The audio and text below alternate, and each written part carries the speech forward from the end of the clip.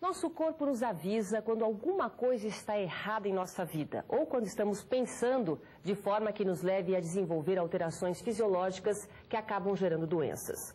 Nossa forma de pensar tanto pode nos fazer bem, nos livrando de doenças, como também nos fazer mal, provocando-as. São as chamadas doenças emocionais. Algumas delas a gente conhece: síndrome do pânico, a depressão, ansiedade, disfunções sexuais, enfim, são distúrbios que ocorrem segundo a intensidade do pensar, a forma dolorosa desse pensar, a frequência e a durabilidade desse pensar. Nossa Opinião Livre de hoje vai conversar com o Dr. Leonardo Verea, psiquiatra e hipnoterapeuta, que utiliza a hipnose como ferramenta no tratamento dessas doenças psicossomáticas. Muito obrigado pela sua presença aqui. Obrigado a vocês. E eu queria primeiro já começar falando não dessas doenças especificamente, mas da hipnose como um preconceito que ainda existe das pessoas, muitas vezes, de usar a hipnose. Porque se passa muito, né, no cinema, em circo, aquele pêndulo, né? Vamos tirar um pouco esse lado. Então, isso já não se usa há muito tempo. Mas o preconceito existe e é muito simples entender por quê. Porque é misterioso. Tudo aquilo que é misterioso gera atenção. Tudo aquilo que é misterioso gera curiosidade. Então, quando tem hipnose, dá ibope, porque as pessoas imaginam aquela coisa mágica, aquela coisa de domínio. E, no fundo, todo mundo tem escondido aquela vontade, aquele prazer, aquele gosto de dominar alguém. Então, quando se fala de hipnose, quando se fala de alguém que hipnotiza alguém, as pessoas tentam se identificar com esse poder. Uau, ele hipnotiza, então ele pode, ele é poderoso, ele pode. O que ele vai fazer comigo se ele me hipnotizar? Ah, não, mas eu não vou me deixar hipnotizar, porque comigo ninguém manda em mim. Então, não é nem ninguém manda em mim, ninguém me hipnotiza. Ninguém me hipnotiza, sim, claro, ninguém me hipnotiza. Quando, na verdade, só pelo fato de falar isso, a pessoa já está hipnotizada. Porque, no fundo, porque hipnose é envolvimento emocional. Então, se eu não estou interessado em alguém, eu nem falo dessa pessoa. Envolvimento emocional também pode ser. Mas a partir do momento que eu estou interessado por alguma coisa, eu falo. Então, a pessoa se acalora tanto falando sobre a hipnose, que já está envolvida emocionalmente com a hipnose. Hoje em dia, de certa forma, durante todo o dia, a gente está hipnotizado com o nosso próprio trabalho, muitas vezes. Sem dúvida. Uma criança em frente ao computador está hipnotizada, ao joguinho de videogame está hipnotizada, a gente no nosso trabalho. Isso é uma hipnose? Sim, sem dúvida. O conceito de hipnose moderna foi se modificando ao longo dos tempos. Então, aquela coisa de domínio, de mágica, do hipnólogo dominar a pessoa já se modificou. E o conceito da hipnose hoje em dia é muito mais de comunicação. Então, nós nos comunicamos com a parte emocional e inconsciente do outro. Então, quando, por exemplo, nós estamos concentrados em alguma atividade, no estudo, no nosso trabalho, nós estamos em um estado hipnótico, porque a nossa atenção está focada naquela direção. Está lendo, e apesar de nós estar, por exemplo, nós estamos aqui conversando, estamos ligados naquilo que está acontecendo. Claro que a gente percebe o que acontece ao nosso redor, mas deixa de ser prioritário. Então, o prioritário é nós dois, aqui estamos falando. É o foco naquilo que a gente você nem está está se preocupando com outras pessoas que estão aqui no estúdio, ou o público que pode estar assistindo, etc. O foco do nosso interesse é a nossa conversa. Então, nós estamos sendo hipnotizados. Se acontece um barulho, um acidente, alguma coisa, a gente sai desse estado. Mas é um estado alterado de consciência. E esse é o conceito de hipnose. Agora, no caso dessas doenças, quer dizer, eu até fiz uma abertura falando que muitas vezes a nossa forma de pensar induz a doença.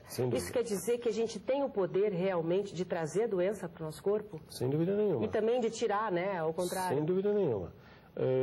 Olha, por exemplo, nós trabalhamos muito com eliminação da sensibilidade à dor. Então, por exemplo, toda a parte ginecológica de TPM, de cólicas menstruais, etc. Muitas das dores que as mulheres têm são dores de origem emocional. Então, uma vez que eu consigo levar essa pessoa, hipnotizar essa pessoa e fazer com que o inconsciente dela perceba que o organismo dela está em ordem, está em perfeito equilíbrio, em sintonia, etc. E que a dor é simplesmente uma resposta da mente dela para que ela tome cuidado. cuidado racional, cuidado lógico, eu consigo ajudá-la a eliminar a dor. Quer dizer que quando a gente brinca, fala assim, está doendo, não sei o quê, isso é psicológico. É psicológico mesmo? Dores de cabeça, muitas dores de cabeça que as pessoas têm são... se a gente for ver, em medicina psicossomática a gente trabalha muito com símbolos. Então, se a gente for ver a dor de cabeça muito mais como um símbolo, a gente entende que é o reflexo de alguma coisa que você quer pôr para fora. Tá certo? Certo. Só que você não consegue pôr para fora naturalmente.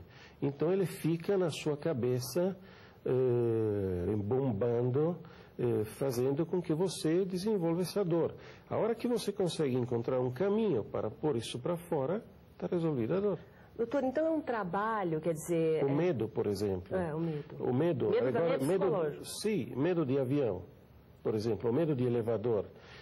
Você percebe, estou simplificando, é bem mais complexo, mas assim, só para dar uma ideia do que são esses fenômenos. São medos muito comuns. Que são medos muito comuns, sem dúvida. As pessoas não têm medo do avião, isso é constatado, porque racionalmente sabe que o avião é seguro, etc, etc, etc. As pessoas têm medo da reação deles frente a uma situação imponderável, inesperada, com a qual eles não estão acostumados, portanto, eles não sabem como vão responder. Mas, doutor, como é que o senhor trabalha isso? Quer dizer, uma pessoa chega no seu consultório com esse medo, já parte, no caso, para a hipnose, já é um tratamento direto, ou existe todo um trabalho justamente do psiquiatra, de conversa, muitas vezes com remédios? A hipnose é uma ferramenta que nós usamos dentro do contexto do tratamento. Tá, então, é um tratamento onde nós usamos a hipnose para poder chegar de uma forma mais rápida, mais intensa, mais eficaz ao inconsciente da mente da pessoa, que é, na verdade, o que controla as nossas emoções. Eu não sei quando vou me apaixonar. Se a gente soubesse seria fácil, Pois né? e nem sempre vou me apaixonar de quem eu quero, de quem eu imagino, do modelo que eu criei na minha vida. Dá para controlar com a hipnose? Pois então, não, eu vou me apaixonar de alguém que inesperado, e no momento inesperado, de uma situação inesperada, assim como na nossa vida. Então, quando a pessoa chega denunciando um medo, um problema, uma dificuldade, nós tentamos entender causas e efeitos. Tem todo um estudo, claro, conversa. Os problemas mal resolvidos que as pessoas carregam consigo, a maneira como a pessoa vive a situação da vida, como ela enfrenta tudo isto. E a hipnose é um instrumento que me dá a possibilidade de lidar com a mente dela, de poder entender a origem, a essência das emoções dela. Agora, essa hipnose é chamada, a que o senhor utiliza, é hipnose dinâmica. Por que dinâmica? Porque marketing. Marketing, porque é uma... Mas a pessoa não perde a consciência nessa hipnose dinâmica, então, não é isso? Estou brincando. Acontece o seguinte, em 1978, quando eu morava na Itália, nós desenvolvemos uma técnica, o meu mestre, junto comigo, com outros pesquisadores, nós desenvolvemos uma técnica específica de indução hipnótica que não se utiliza da sugestão, da imaginação das pessoas racional, mas se utiliza da comunicação não verbal. A comunicação não verbal são aquelas situações inconscientes que todos nós utilizamos, tipo a distância entre as pessoas, a gestualidade, a palavra, os toques. Você percebe que o brasileiro, quando cumprimenta alguém, ele toca, abraça e beija. É um conjunto, enquanto que o americano e o japonês não encostam, ficam a uma distância maior e não beijam e não tem nenhum contato. E aí você traduz tudo isso, que a cultura latina é muito mais quente, muito mais afável, muito mais aberta aos relacionamentos interpessoais. Então, aproveitando tudo isso, nós desenvolvemos uma técnica de indução hipnótica, que é a hipnose dinâmica, que é uma situação muito rápida. Em 2, 3 minutos eu hipnotizo as pessoas. 2, 3 minutos levo as pessoas, até menos, levo as pessoas àquele estado hipnótico para que me permita ajudar a pessoa a produzir uma fenomenologia. Mas o que é? Uma conversa? Qual é? É uma conversa, é um diálogo que eu faço com... Específico que eu faço com o inconsciente da pessoa. Tá, isso daí o senhor já consegue... Na primeira consulta, a gente já faz um teste para avaliar a sensibilidade da pessoa à hipnose. E a partir daí eu já sei qual é o grau de dificuldade, porque, na verdade, todos nós somos hipnotizados e todos nós hipnotizamos. A diferença, e é o que faz com que, de repente, os tratamentos demorem mais tempo ou menos tempo, é a resistência das pessoas a se deixar levar. Os mecanismos de defesa que todos nós carregamos ao longo da nossa vida. Que tipo de resistência? A falta de concentração, por exemplo? Não.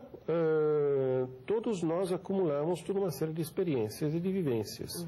Melhores, piores, mais felizes, mais infelizes.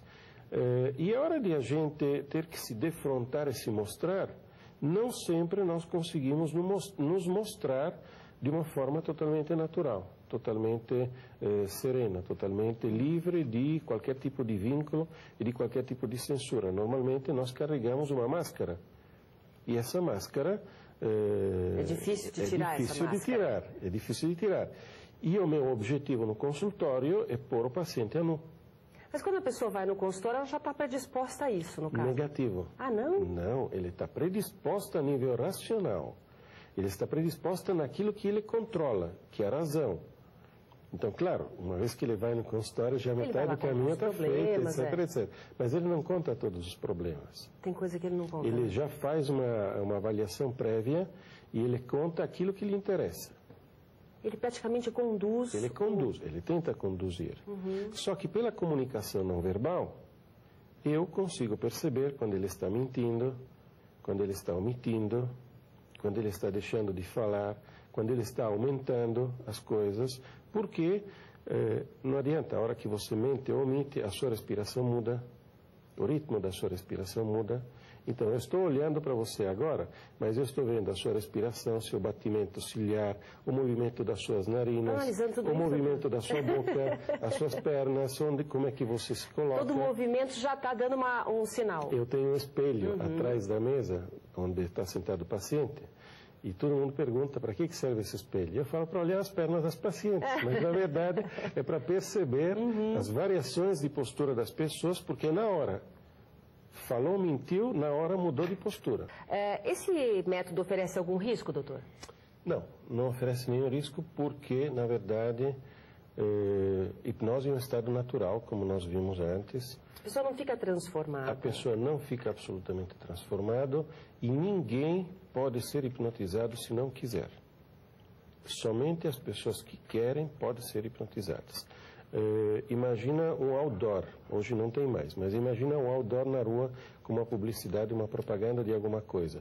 Você vai perceber que a propaganda nunca é direta, então compre porque isso é bom. Sempre vai ter uma imagem de alguma coisa que faça uma associação inconsciente com você. E que leve você a desenvolver, ou estimule você ao desejo de adquirir, de possuir aquele objeto. Se eu não me envolver com aquilo, não vai acontecer. Tá certo? Então, se eu não me envolver com a hipnose, se eu não me envolver com a comunicação com o meu inconsciente, não vai acontecer. Então, você percebe, tudo é muito relativo. Mas ninguém pode ser hipnotizado se não quiser.